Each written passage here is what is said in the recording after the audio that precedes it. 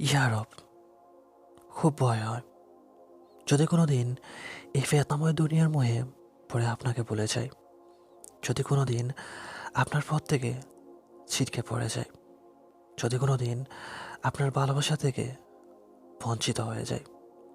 ইয়ারব, এমন দিন কোনো দিন দিয়েন না। আমি চাই না আপনাকে হারাতে রব।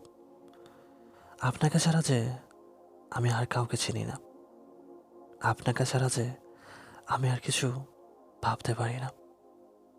ইয়ারব, তবে কেমন করে আমি আপনার থেকে দূরে দূরে থাকবো?